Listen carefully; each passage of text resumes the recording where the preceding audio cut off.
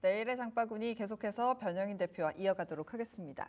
대표님, 오늘은 어떤 주제 가지고 오셨을까요? 네, 오늘 전반적인 증시의 흐름들을 보면 대형주가 좀 굉장히 좀 강했고 그쵸? 간만에 코스피, 코스닥 모든 종목들 봤을 때 시가총액 상위 종목들이 대다수 좀 빨간불을 좀 킨 것도 모자라서 거의 많게는 한 7, 8%대 큰 폭의 좀 상승을 좀 보여줬는데 네.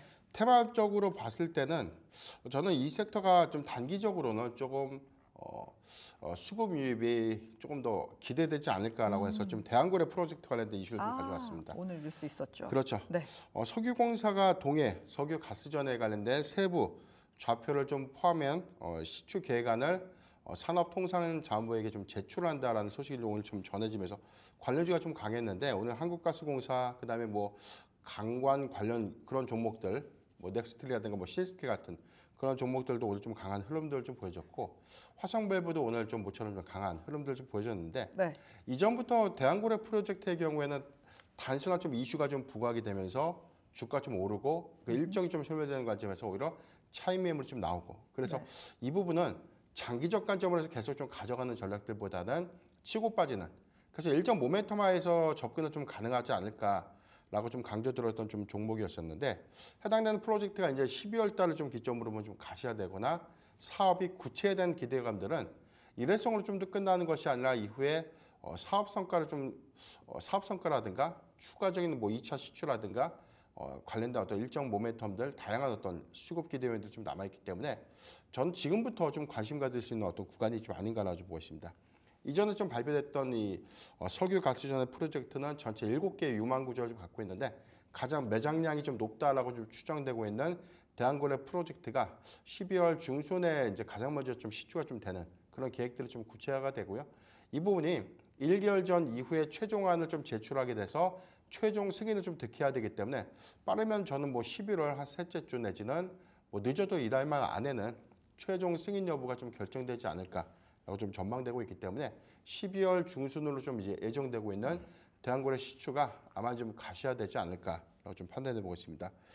대한고래 프로젝트는 이번에 석유공사가 좀 단독적으로 좀 진행을 하고 있는데 2차 시추 부분부터는 지난번 이 글로벌 주관사를 좀 선정한 이후에 오일 메이저 업체들에 대한 참여 유도를 좀 할 텐데 그 이전에 사실 뭐 조각료 요율 때문에 사실 이 투자 유치에 관련된 부정적인 시각들이 좀 많았었어요. 뭐 지금 현행 기준에서는 한 13%대로 좀 제시되고 있는 부분들은 대형 유전 개발보다는 소형 자원 개발에 좀 집중되어 있는 그런 요율이었는데 이 부분은 최대 33%까지 상향시키면서 메이저 업체에 좀 투자를 좀 유치하고 오히려 좀 참여를 좀 유도하는 적극적인 어떤 제도가 좀 개선되는 그런 긍정적인 어떤 시그널들이 저는 이번에 2차 시추에서는 뭐 우리가 좀 익히 좀 알만한 대형 이 오일 메이저 업체들이 아마 참 참여할 수 있지 않을까를 보고 있고 지난번 뭐 주관사 역시도 뭐 S&P 글로벌로 좀 선정됐던 부분들 이것들을 좀 감안을 해보면 중동 쪽에는 뭐 아람코라든가 대형 유전 기업들에 대한 참여가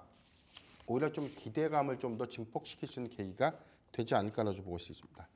전반적인 사항들을 보면 뭐 아직 산업통상자원부에서 확정된 사항들은 좀 아니지만 이번에 뭐 세부적인 어떤 좌표가 확정됐고 구체적인 어떤 실행안들이 이번 달 안에 좀 결정이 좀 된다면 12월 초를 좀 기점에서 다양한 이슈가 좀 계속해서 좀 생성될 수 있는 부분들 좀 주목을 해봐야 될 것 같은데 단순하게 중요한 포인트는 내년도 상반기에 과연 얼마만큼의 사업성을 좀 확인할 수 있을까? 가장 중요한 건 좀 매장량이죠. 이 부분이 정말 기대했던 만큼에 대한 매장량이 입증이 된다면 저는 거기서부터 주가의 영역은 다시금 좀 써내려가야 되는 그런 긍정적인 어떤 기대 요인으로 좀 작용을 하겠지만 만약에 우리가 예상했던 것만큼 사업 성과가 좀 미비하다면 해당되는 부분은 악재로 좀 인식될 수 있는 부분들이기 때문에 장기 투자는 조금 리스크하지만 단기적 기대감은 주목해보자라고 좀 판단해봤습니다.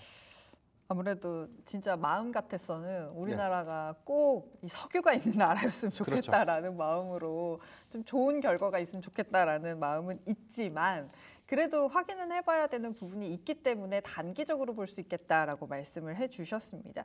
그렇다면 대왕고래 관련해서 탑픽으로 보고 계신 종목은 어떤 게 있을까요? 네, 우선 여러 가지 업체들이 좀 있어요. 뭐 지금 스틸 관련 종목들 가장 중요한 부분은 실질적인 어떤 수혜 이 부분을 딱 한 종목만 좀 고르자면 한국가스공사가 가장 큰 최대 수혜주가 좀 될 것이다. 물론 사업 성과가 좀 입증된다는 전제에서 좀 말씀드리는데 일단은 3분기 실적 기조, 3분기 매출액은 4.9%가 좀 감소되고 영업이익이 19.7%가 증가될 것이다라는 증권사 전망들이 좀 나오고 있는데 이 회사의 경우에는 좀 특이한 회계 구조를 좀 갖고 있어요. 미수금이라는 부분인데 미수금이 감소하면 이익이 개선된다. 근데 우리가 회계 용어에서 미수금이라고 하는 것은 사실 매출을 좀 대체하는 가상의 계정이다라고 이 정도만 좀 알고 있는데 한국가스공사가 미수금으로 좀 처리하는 이 계정은 조금 이 사업적인 특수성이 있습니다.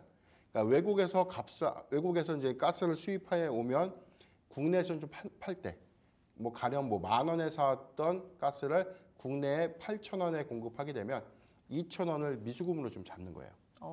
그래서 좀 외국에서 사온 것보다 국내에서 낮게 공급이 될 때 해당되는 미수금 잔액이 좀 증가됐던 부분들이 한국가스공사의 그동안 부담으로 좀 작용을 했는데 3분기에 좀 기점으로 하면 미수금이 좀 감소될 수 있는 기대 요인들 좀 남아 있고 여기다 해서 미수금 요일들이 값싸게 쌓아서 비싸게 파는 어떤 논리적인 어떤 부분을 좀 논의를 하더라도 제값에 사서 제값에 좀 공급하는 순환 구조를 좀 가져가면 이익 규모가 좀 더 완화될 수 있는 부분인데 아직까지 미수금 잔액이 증가됐던 포인트들이 사실 실제에 좀 부담 요인으로 좀 작용됐던 점 이 부분은 3분기를 기점으로 점진적으로 좀 개선되지 않을까라고 좀 기대가 좀 되고 있는 상황입니다.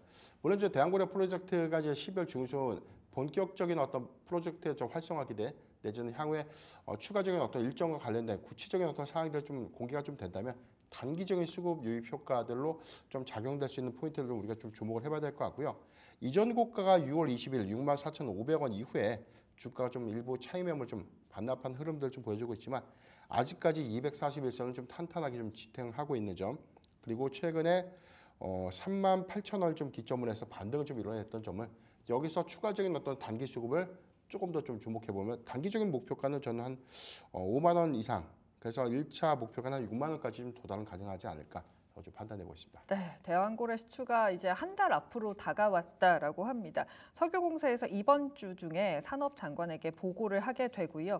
이달 말에 종합계획을 확정을 해서 내년 정도면 아마 시추 결과를 확인할 수 있게 될 것이다라는 이야기가 전해지면서 오늘 시장에서 좀 꿈틀거리는 모습들이 나타났는데요. 계속해서 긍정적인 뉴스가 나온다면 짧게 테마로 볼 수 있는 부분 충분히 있다라면서 탑픽으로는 한국가스공사 말씀해 주셨습니다. 지금까지 기업공시연구소의 변영인 대표와 함께 이야기 나눠봤습니다. 고맙습니다.